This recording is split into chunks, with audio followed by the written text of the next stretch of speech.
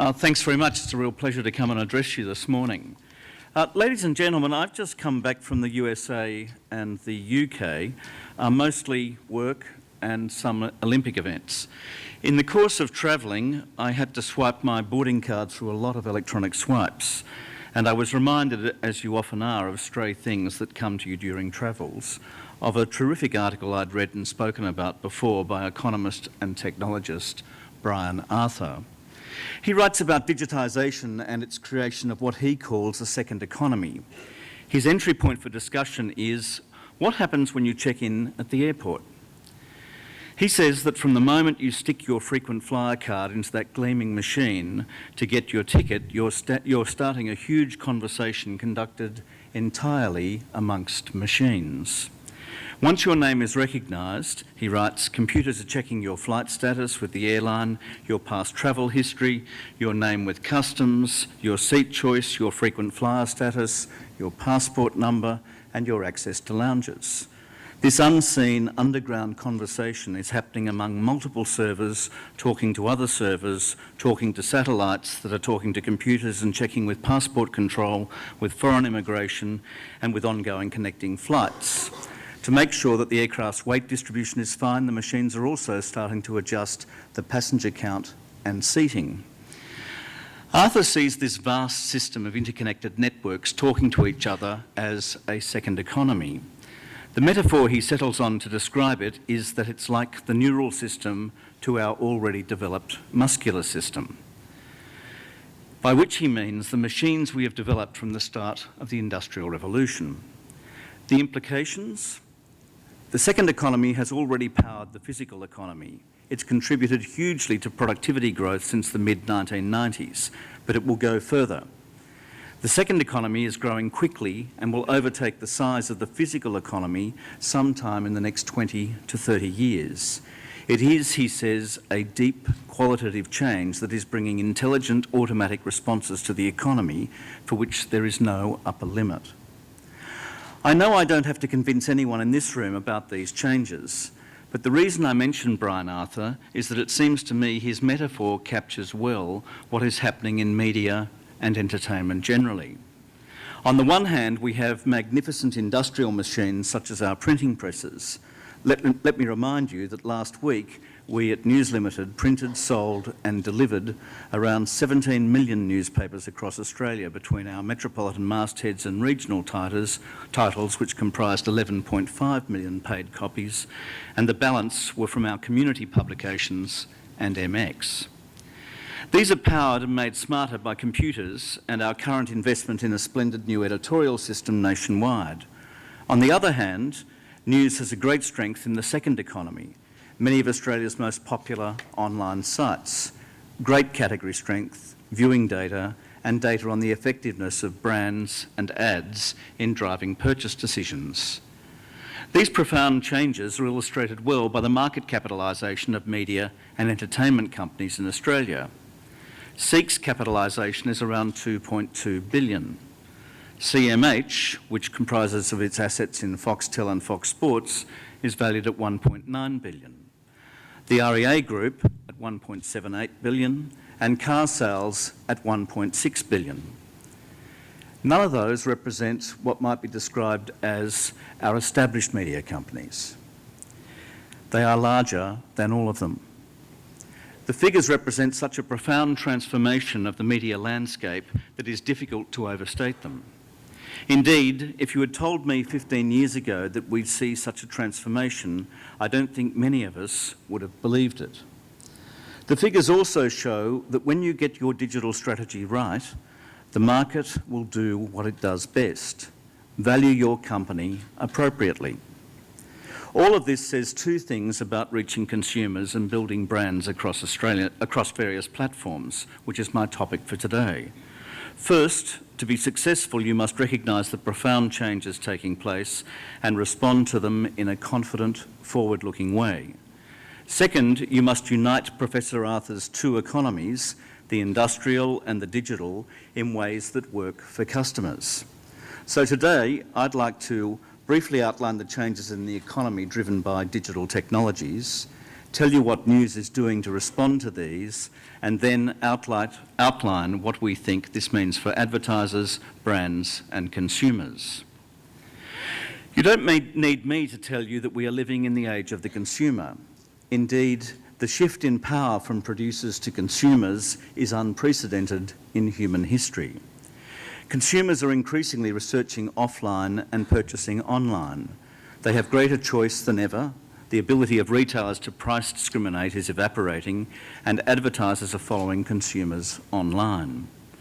As part of this transformation, there are, I think, 6 key trends it's worth paying attention to. First, the speed of consumer uptake is faster than it's ever been. The iPhone 4S, for instance, sold 4 million units in its first weekend, most likely the fastest take-up of any device ever. Apple's first quarter earnings revenue for calendar 2012 was $39.2 billion, of which the iPhone generated $22.69 billion, and that's just for the first quarter. These are staggering figures and point to the speed of take-up. Second, mobility means people expect to be able to access news, information and data anywhere and at any time instantly.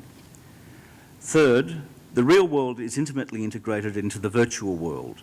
Links from the physical to the digital world are profoundly changing how people search, order and consume goods and services. Fourth, we are seeing entirely new forms of digital interactions and trust relationships. Connections and interactions across Facebook, Twitter and Instagram are increasingly important. As part of this, recommendations and referrals by people you trust become critically important in positioning and selling your product. Fifth, inside of the open internet, with its let a thousand flowers bloom ethos, large closed digital ecosystems are also developing quickly. Amazon's probably the best example. This is a profoundly important change. Finally, barriers to entry are greatly diminished. The cost of failure has been lowered dramatically. This means that there are many more small competitors willing to enter the market, and there is a great degree of competition. Flux and change is the norm. The process of what Austrian economist Joseph Schumpeter called creative destruction, where old industries are changed and transformed as new technologies and companies arrive, has been turbocharged by digital. I think the only response to all of this is to make the trend your friend, to work with it. So, what's news done in the face of these changes? Well, we start from a strong position.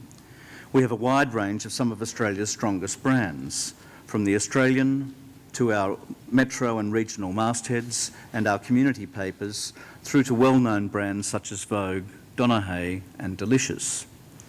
We have deep and strong relationships with customers.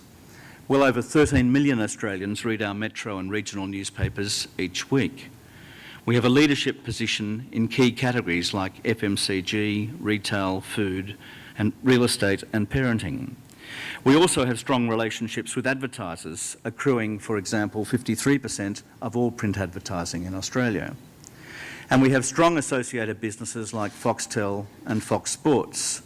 We're also part of a strong global company. At the heart of all this, we have the best journalism, analysis and opinion in the country. It connects deeply with our customers and their communities. This is good, but not enough in the digital world. Like many of you, we have set out to transform our company, as I announced back in June. We've done this after forensic analysis of where consumers, advertisers and technology are heading and what models work in other markets. Our vision is clear: to continue to be the #1 Australian media company. We have a clear plan. We put our customers at the centre of everything we do, which is easy to say, but harder to realise. It's fundamental at a time when power is shifting from producers to consumers. Here are some of the things we're doing. We're spending $60 million on a new software system known as ADOS Methode. It will allow us to create once and publish many times across all platforms, including print, mobile, online and tablet. In short, it will allow us to keep going where our customers are going. We're also transforming the way we organise our newsrooms, again driven by digital and customer needs. We're adopting a one city, one newsroom approach across our daily, Sunday and community products with a focus on producing the best quality local content. In parallel, we will reinforce our national group to unlock the best national journalism. Put simply, these changes are driven by digital technology and the needs of customers. They are all about making sure that every one of our customers gets the best local and international news and opinion across whatever device they use, be it print, mobile, online, tablet or broadcast. What is interesting, challenging and indeed thrilling is that each of these mediums require you provide news and information in a way that suits the medium. So clearly, what you provide over tablet must have a digital personality that uses the medium to its best potential. We've also made changes to the way we organise our sales force by creating News Australia Sales. This combines our print and digital national sales forces. It's all about responding to customer needs and offering our advertisers one point of call and a sales team that is fully conversant across all platforms and their customers. The second thing we are doing is investing and innovating. In the digital world with rapidly changing customer needs, this is non-negotiable. I spoke about the ADOS Methode system a while ago. We're also making additional investments, having acquired Australian Independent Business Media, which publishes Business Spectator and the Eureka Report. In 7 years, AIBM has become Australia's #1 pure online business and investment publisher. We will retain its identity while harmonising its operation with the strong business offerings of the Australian and the Wall Street Journal. We've also made a conditional offer, as many of you will know, for Consolidated Media Holdings in Foxtel and Fox Sports. If it proceeds, we would hold 100% of Fox Sports and 50% of Foxtel, which are both good, strong, forward-looking digital businesses. The third thing we've done is to make changes to our organisational structure to ensure that we have digital expertise throughout our company and also to streamline our divisional operations, making us fit for purpose in the age of the consumer. What is interesting in terms of our topic is that all of these things have been driven by digital technology and the change it requires. The emergence of new platforms and new customer requirements absolutely demand we make these changes. So that while I think digital technology has profound implications for how you build your brand and reach customers, which I'll discuss soon, it also has fundamental implications for the whole business operation itself. In our case, as I've said, it has meant we needed to focus anew on the customer, their changing needs and the products and investments to meet them, invest heavily in new ways of doing things and in new companies in segments of the media that are growing, refashion our organisational structure as digital technology has no respect for existing organisational configurations and in fact demands that you operate more efficiently. But as we contemplate where consumers are heading, I feel a great sense of confidence about both our sector and about the future of News Limited. The media market in Australia is growing at around 4% a year, which is good in an advanced economy. Globally, the figures are quite phenomenal. The Boston Consulting Group recently put out a report on the internet economy, pointing out that it represents a $4 trillion growth opportunity in the G20. BCG points out that if the internet economy were a national economy, it would rank in the world's top 5 behind only the US, China, Japan and India. This growth domestically and internationally provides a tremendous opportunity for all media companies, both in selling products locally but also internationally. I have every confidence that many of our plans and some planned product launches will have great appeal here and overseas. It's a great time to be in the media.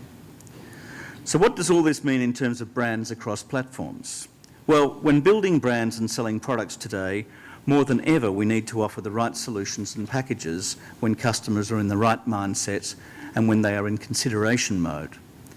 Today's brand marketers want engagement and scale. They want multi-platform solutions which resonate with customers in new and highly personal ways. This means we must offer advertisers a sophisticated use of print, online, mobile, tablet and broadcast with great and engaging journalism, deep consumer insights, precise digital data and accountability from us to advertisers for their spend. At its most fundamental, what we are about is selling access to audiences. This is why, as I mentioned earlier, we integrated our sales teams. The integrated team is all about connecting advertisers to audiences, using whatever combination of media is most effective. Inside of this, print remains a potent and effective way of building brands and selling to customers. We sell, for instance, over 11 million papers a week with a combined readership of more than 13 million Australians. Every Sunday, our newspapers reach 4.9 million people. But more than reach, papers deliver engaged readers in a medium that is trusted and which people know is dedicated to serving their community. Recently, we've worked with key clients to run brand and retail campaigns in new and fresh ways. Like retail, so much of the success of the marketing campaign involves both the big things, getting the big things right, like the right offer and right creative execution, and so many of the seemingly little things right, such as the right placement, the right wrap at the right time. A great recent example was our recent campaign for Jetstar's 8th birthday.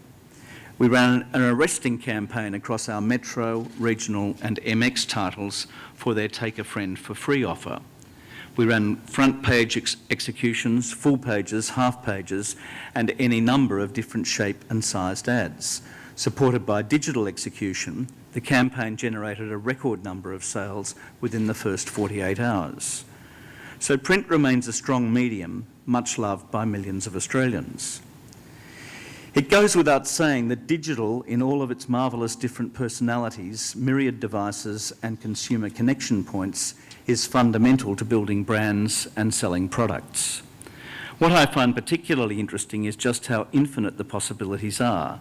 There appears to be no upper limit to it. In fact, I'm enthralled with the impact of digital technology and the creativity it liberates. The mathematical underpinnings in scale and algorithms, the ability to move and connect with both small and large numbers of people, the sheer creative possibilities of it all, to say nothing of the myriad business and consumer possibilities. In our case, we have a very large digital footprint with a unique audience of around 8 million people per month to our digital assets. This excludes the unique audiences to partner companies such as REA and Fox Sports. Our mastheads have substantial reach of 4.4 people each month online. We also, as is critical in digital, have leadership positions in key categories. We are first in food, parenting and kids, and real estate, and with the purchase of Business Spectator and the Eureka Report, in business. We have a strong position in sport, which will grow into an unrivalled leadership position deriving from our investment commitment and the quality of our products. Both Vogue Australia and taste.com.au are good examples of what I'm talking about. Vogue Australia is no longer just a magazine. It is a brand with digital assets that outperform any of our competitors, with unique audiences up 41% over the last 6 months. The relaunch of Vogue.com.au on September 1 will see it become Australia's #1 fashion news source, where you will be able to engage with Vogue on any device at any time. Working hand in hand with our food brands is Newslife Media's highly successful digital platform, taste.com.au. Since the introduction of unique audience measurement in September 2011, Taste has achieved 29.4% growth. Taste has also shown significant growth in the 6 months to June 2012 in social media. For instance, Facebook likes have grown 48% and weekly engagement is up 122%, with Facebook now primarily being used as a platform for content creation for its users. All this illustrated, I think, the elements necessary to build a brand and advertise across multiple platforms. You need engaged, expert content that connects with audiences and brands on many stages, including social, mobile, video and online, and you need to do it locally and in some instances, globally. When it all comes together, it makes for an unbeatable offering to advertisers. I'm thinking of things like our leading role in the Commonwealth Bank CAN campaign. As well as a highly engaging print and digital execution, we launched the News Alive iPad and iPhone application. When pointed at our Sunday papers, it brought the content to life through a mix of video and augmented reality. The traditional editor's column featuring a video of the editor talking directly to the reader. The entertainment section included exclusive content from Cirque du Soleil. Body and Soul encouraged user participation through interactive tips, workout videos and 3D visuals. Property allowed users to take a 3D interactive tour of a property, and Travel offered users the opportunity to experience a travel destination using 360-degree location views of places like Lake Como in Italy. What's also interesting is that the multi-platform opportunities are no longer confined to large-scale brand-led executions. More so, our multi-platform audience solutions are increasingly being used for more participatory retail-type advertising and converting into success through delivering more tangible results. A recent Tourism New Zealand walking trail campaign, although a mid-weight campaign, demonstrated collaboration in content creation, which resulted in us telling an experiential story across print and digital platforms and merging the content experience communication with a strong call to action retail message. Commercial confidence prevents me from giving you the precise stats, but the results were huge. The uplifts Tourism New Zealand saw in visitors and referrals were in the hundreds of % range. Central to any effective marketing campaign is real customer insight and data that assists companies in targeting customers and helps them understand whether their marketing spend has been effective. News has good and increasingly sophisticated capabilities in using data for the benefit of our customers. Our fully integrated New South Wales sales team, which launches in a couple of weeks, will be armed with a handbook full of incredibly good insights. For example, if you're an automotive advertiser and want to reach car buyers aged 25 to 54, we can tell you not only how many we can connect you to, 265,000, but also what the breakdown is between the Daily Telegraph, Cars Guide and our News Local community titles, and plan a campaign for you that will hit consumers at the right time, in the right place, in the right environment and with the right message. This is only the tip of the iceberg, though. We were recently presented with some compelling research by Quantium. They were able to identify subscribers to the Australians Digital Pass and then look at what other purchases they are making and create a table of brand affinities. For instance, in relation to a major airline, we could see that Digital Pass subscribers were 6.4 times more likely to fly with them than non-subscribers, transact twice as often and spend twice as much.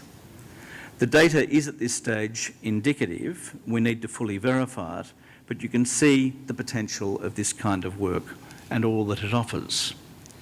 Given this invigorated world of engagement, insight and data, I have to say I have a degree of frustration over the quarterly circulation figures. Yes, the figures are useful in demonstrating that print reach remains strong, although it has had a declining trend. But the figures tell only part of the story, and too much of the public analysis reports it as if it were an empty horse race. Who is up, who is down, rather than putting it in its real context, which is to say that it is one part of a much broader whole. That's why we support the Readership Works project to develop and release new measurement metrics which will incorporate online measurement, reader engagement and sectional data. The measurement, which I am confident will be as good as anywhere in the world and offer marketers real insights into media consumption habits across all mediums consumers love.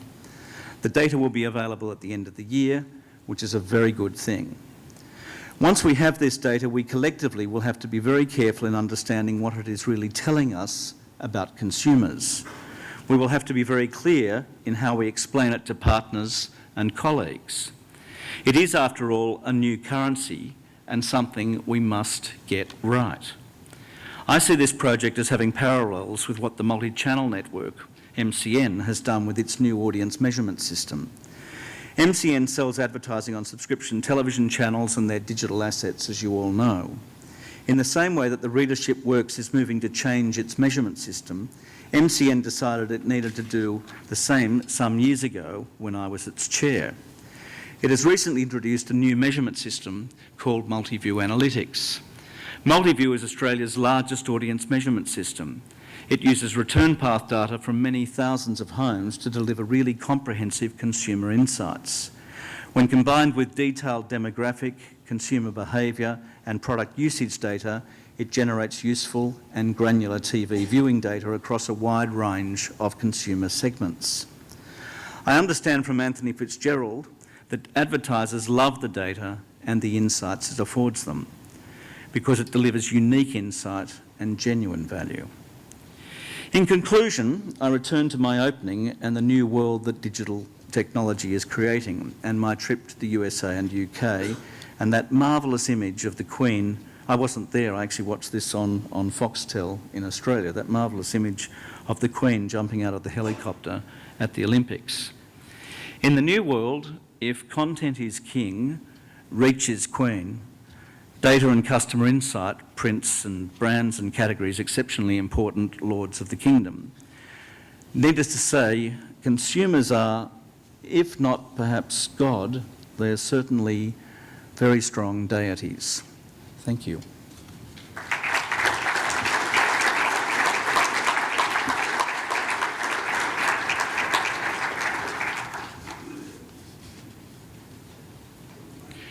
I'm happy to answer any questions. Microphones? You got a microphone?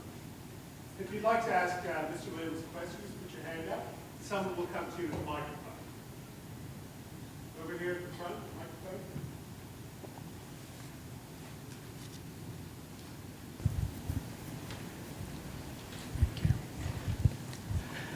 Mr. Williams, Greg Allardyce, Media Futures.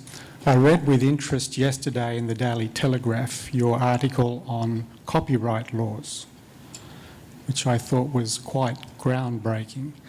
What would be your ideal situation for the policing and control of copyright laws in the digital space? I think that the action on copyright, which is long overdue, is a threefold problem. The first thing, and understand the level of theft of intellectual property in our country is an epidemic that is out of control.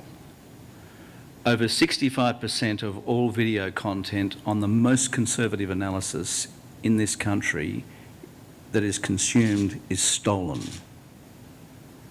The value on movies alone is $1.37 billion in stolen value. This is a very serious problem. And the theft does not only apply to video, although in video it's clearly very pronounced. In music, it has decimated the music industry, and there's much to learn from the experience of the music industry. And it is now moving very rapidly into the whole e-book domain and other areas. This is a problem that affects anyone that is engaged with media. And we have assets to protect, because if you do not have proper protection on the basis on which you're making investments, if you do not have the rule of law as a fundamental underpinning to all investments made in an economy, you have serious trouble. The three things seem to me to come, and people come back to me, just to position my response, and I don't mean to be long-winded, and I do have a tendency to be long-winded, so I apologise. But I'm very eager that people understand how serious this is. I'm old enough to, most of you are relatively young, I'm old enough to remember sitting in offices where everyone was smoking. I'm old enough to remember ashtrays that had, I said this to one of the Attorney Generals recently, ashtrays actually had the imprint underneath them of Commonwealth of Australia or New South Wales government, and there were ashtrays in all government offices, and people puffing away, and this cloud, you come through a door and there's a cloud of smoke. And it is, of course, very funny because it's inconceivable. I remember flying in planes where there are 100 little fires going up and down the aisle. And how did it change? Well, like all major change that impacts everyone in society, it changed through the application of three key things. Education. Education, this is a bad thing. Legislation. Not only is it a bad thing, but we're going to stop it. And enforcement. So I am not a pessimist about the possibility of change in relation to copyright protection. We need education, and we need a lot of education. We need for people to understand that theft is not good. Theft is not cool. It is morally damaging to have an environment where we develop a view on the part of society that if I pinch something and don't get caught, that's okay. It's not okay. It is fundamentally against the whole precept on which we grow up. Second, we need to ensure that if you're saying you can't steal it, it must be available. So there is an incumbent responsibility on providers to ensure that the product that consumers are interested in is provided rapidly and at a reasonable price, at something that is not endeavouring to harvest excess returns. Pricing is always complex in these things. Consumers obviously always think the price should be as close to zero as possible, other than with cars or a whole bunch of other stuff. I mean, you know, pricing is a personal passion of mine. It's a very interesting subject. Well, the price can't be nothing. That doesn't work. That model doesn't work. I can tell you that I'm working in a company where I can tell you zero doesn't work. It's got to change. So you've got to price, but you've got to price with sensitivity and be attuned to the consumer. And third, we need to have legislative underpinnings that reflect the 21st century and don't reflect the 19th century. And most copyright law goes back to the treaties of Rome, Berne, and the World Copyright Convention, which was created specifically for the United States of America by UNESCO. They are the three operational things that govern most intellectual property agreements and operations and the underpinning of most jurisdictions. It all requires really significant renovation. Now, it is being renovated in a number of jurisdictions, and Australia needs to get on board because we're about to launch the National Broadband Network in a very serious way, and the National Broadband Network supercharges this whole process. It will facilitate this process. And so in a speech I gave earlier this week, which you were referring to, I indicated that if we are to use the traditional metaphor for the NBN of it being an information superhighway, or one of those cliches which go from the late 1990s or mid-1990s, any highway operator has a responsibility to ensure the safety of the highway, has a responsibility to ensure rules of the road, has a responsibility to actually define the territory and the way in which the road will operate. Well, I think copyright enforcement is a fundamental part of that. One of the beauties of digital technology is you can track and know what people are doing. So it is possible to actually say, this piece of material is stolen, don't do this. If you keep on doing this, we'll throttle you right back. And then there are other remedies down the track. But I mean, there are ways to actually do it in a way that is not saying we're going to come and burn your house down. There are sensible ways that actually accord with the technology and have appropriate technology responses. The law must change. I'm sorry to be long-winded. I hope it answered your question. Thank you very much, Mr. Williams.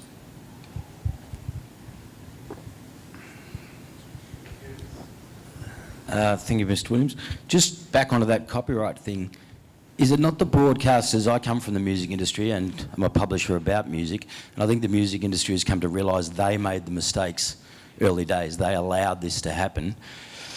Broadcasters, in my view, like yourself through Foxtel, etc., need to get on board because the internet has opened up. We don't want censorship on the internet. We want the availability of almost everything that's on the internet, and you can't ban part of that and have that kind of freedom. So you can search and find a movie and download it, pirate it as you wish. Isn't the education back on broadcasters, as the music industry is beginning to do and has done, to work out very, very quickly how... I don't think consumers necessarily want to steal. I just think pricing and those points.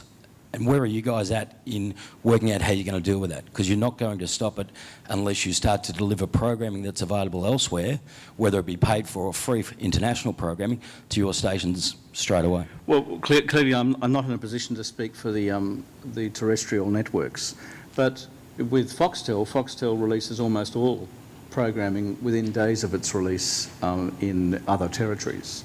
It has a very dedicated philosophy of getting material out as quickly as possible. In some instances, rights agreements prevent that because rights are always a complex kettle of fish in terms of the way in which the acquisition permits you to actually transmit something and the way in which the date cycles work. But Foxtel is increasingly moving very much to having a simultaneous release wherever possible with international releases, and I think it's the sensible response. I spoke at some length about it in the speech that I gave the other day, which I'm sure is on the internet. Mr. Williams, over here, sorry. Duncan Craig from Ad News. Yes. Just curious about, you talk about flux and change and content can't be free. I wondered if, on your recent travels, if you changed your mind a little bit about the paywall content model or the paid content model, whether you think that is something you are in a position to accelerate now, or whether the consumer appetite for going into the paywall is still there. Look, I'm a real believer in consumers being your guide, and I'm a believer in paid content. As to the right payment approaches in different product environments, I think we still have a lot to learn from consumers in relation to that. And so what we're doing is a range of test and learn processes as we continue to refine, pardon me, our approach to paid content. But the issue of paying for content is something which is not in any way controversial in our company.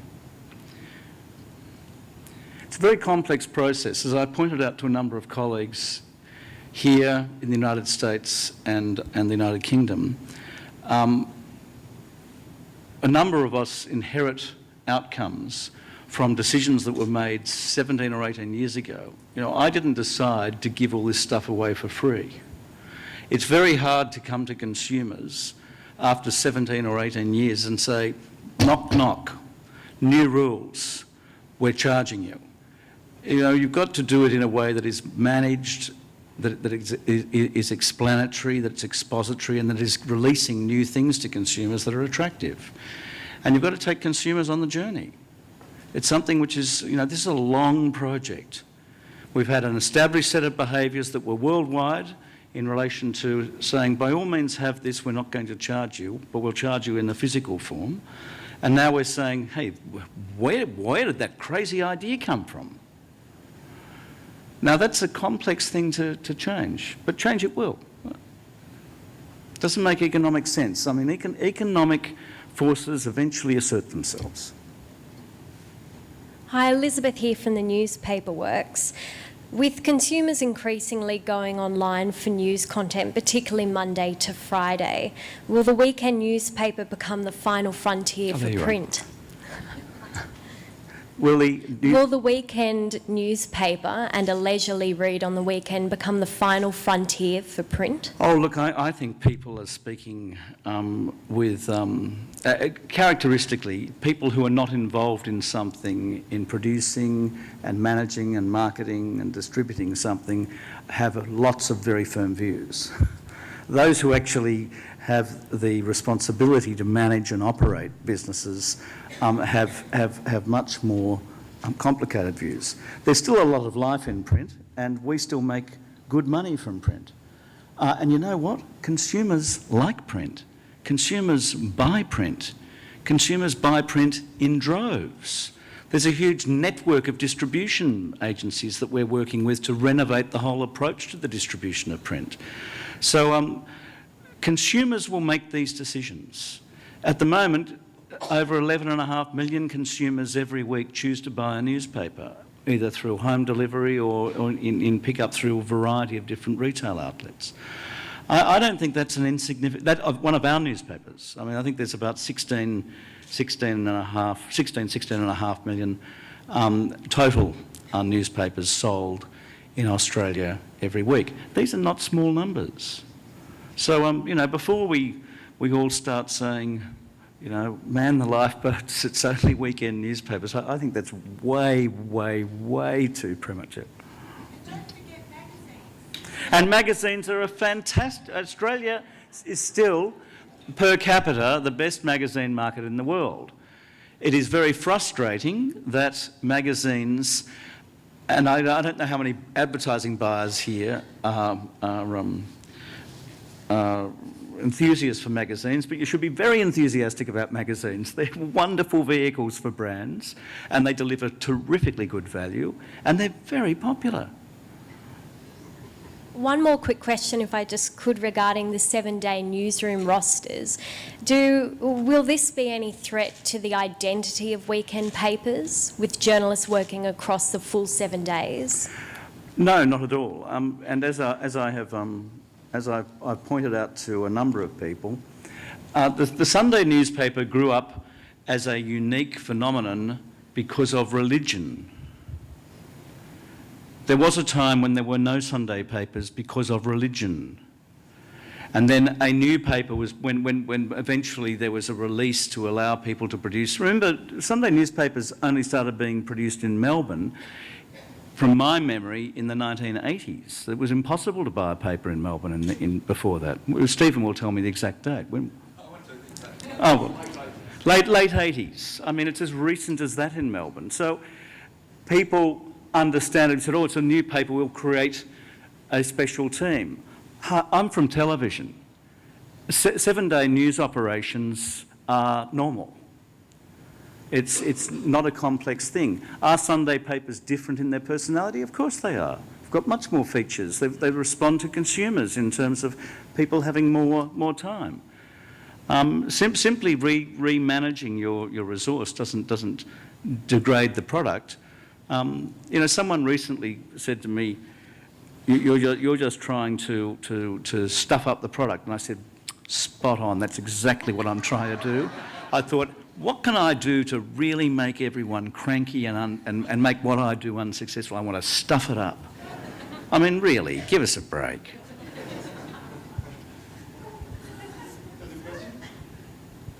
Another question for Mr. Williams in the back. Thank you.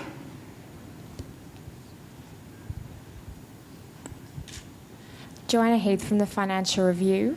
Mr. Williams, can you tell me why News is not yet submitting its paid digital circulation to the Audit Bureau and when it might think of starting to do so? I believe that our paid digital circulation and all of our digital information will be included in the next round of releases in September. Is that right? Yeah. Does that answer your question? Could you tell me why the decision hasn't been made to do it earlier? Is it just a...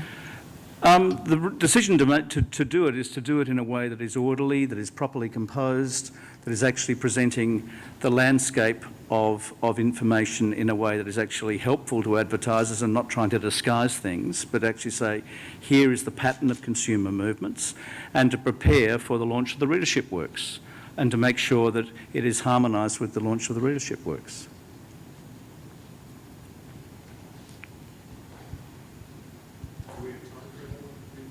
Sure. Another question? Final question. Yeah? Yes, good morning.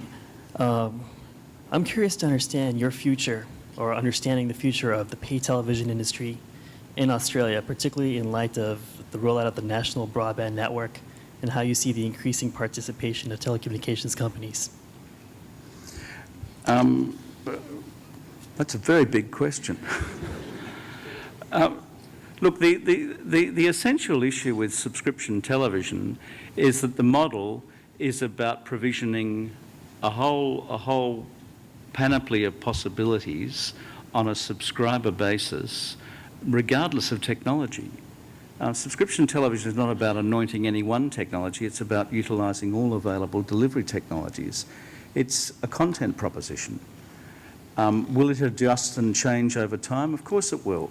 Because of technology? Maybe in part, but mostly because of consumers, and mostly because of consumer preference and consumer direction. Subscription television has the best adaptive development history in media delivery in our country, and has been the most innovative in constantly repackaging, representing, embracing new technologies, providing new possibilities for consumers of any of the digitally based delivery agents. I say that very confidently. Thank you. It has a problem with piracy. Right. Legislative change, remember, we all have a responsibility to ensure it happens. Thank you.